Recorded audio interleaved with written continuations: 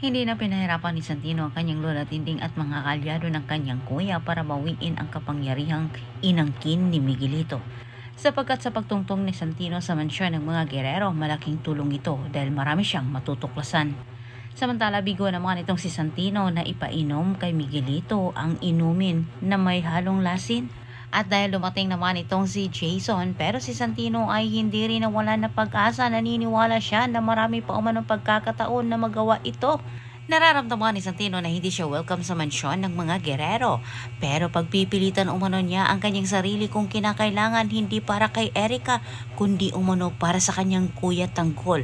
Kailangan umano niya itong tulungan para may makuha umano siyang ebidensya na magpapatunay na dinaya umano ng mga gerero ang boto ng kanyang kuya. Balak ni Santino na hanapin ang kanyang kuya Tanggol, gusto umano niyang makausap ito patungkol ito sa kanya sa pagtira niya sa mga gerero. Hindi nagugustuhan ni Tanggol ang kanyang nabalitaan. Una, nakalaya na itong si Marites pero bumalik din itong tumira sa Dimas.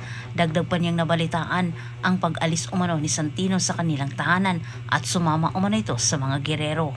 Para kay Tanggol, nanganganib umano ang buhay ni Santino sa mansyon ng mga gerero. Ngunit minsan hindi sumagip sa isip ni Tanggol na malaking tulong para sa kanya ang pagtira ni Santino sa mansyon ng mga gerero.